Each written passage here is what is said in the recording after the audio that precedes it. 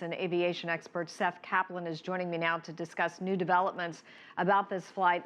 Seth, thanks so much for being here. Good to be with you, Susan. So we know that there was smoke on board, but obviously where there is smoke, there is fire. How will they determine whether this was deliberate or mechanical? Well, that's the big question, and you know, we really have to consider the possibility now with this news about the smoke indicators, with the fact that nobody has yet claimed responsibility, that, you know, perhaps this was not deliberate. You know, an explosion, you know, whether sudden or something else, does not by definition mean a terrorist act. Although, of course, that possibility is you know, very much on the table still. But yeah, it'll be a combination of everything else that's known. Fortunately, we do have those what are called ACARS transmissions in this case, something that we didn't, for example, have with the Malaysian airliner, where so little was known.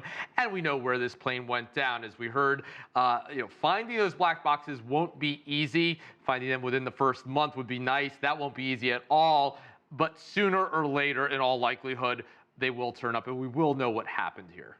What exactly will the black boxes tell us? Well, you have it's actually two, as you said, black boxes, plural. You have the flight data recorder as well as the cockpit voice recorder. Now, the voice recorder would, for example, you know, indicate if there was some sort of a struggle in the cockpit, something either between the pilots or perhaps if somebody else had somehow gained entry into the cockpit. I'm not saying that that's all that likely necessarily in this case, but you know, absolutely, that's something that you would at least want to be able to rule out, because, you know, right now we're working, as we heard, with transmissions with air traffic control, but that's only when the mic is open, and those critical last few moments, as far as we know, you know, no air traffic control recording of what happened, and the data recording, just a lot more data points. We know very generally what happened here. The plane descended rapidly, made some unusual turns, but there will be far more data points in the data recorder. We heard the audio there for the first time. We know that that was not the last audio, but that sounded pretty routine.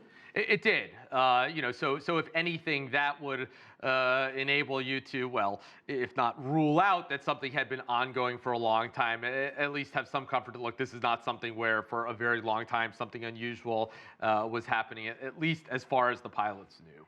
Let's talk about the maneuvering in the last few seconds or so. Is there any known reason, Seth, in the industry for a pilot to make a 90-degree turn followed by 360? Yeah, well, you know, what pilots who are familiar with this aircraft, the A320, are saying is that that's not a command that the plane would even respond to. In other words, if a pilot told the airplane to do that on purpose, the plane's avionics, this is a very modern airliner, would reject those commands. You know, would say, look, that is not something that you can do safely. Now, there are, to be clear, unsafe things that you can do. The Germanwings crash, of course, the case of pilot murder-suicide, he was able to put the plane into sort of a very simple but dramatic descent.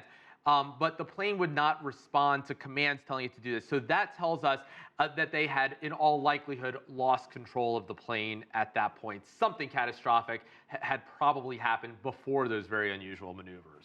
A big open question right now about EgyptAir and this accident is, as well as the downing of the Russian plane, as to whether airport employees could have been involved. So let me ask you, how vulnerable are passengers if an airline employee were to be complicit in a situation like this?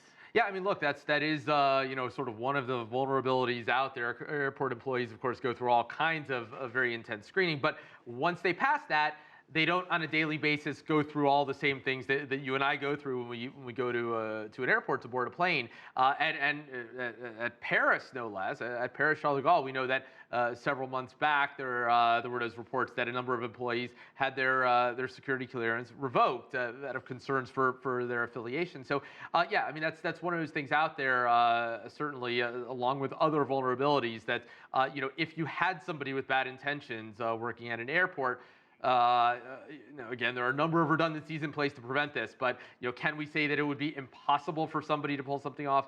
Unfortunately not. All right, Seth Kaplan, thank you for your time. We appreciate it. If you like what you just saw, follow us on social media and visit our website, cctv-america.com.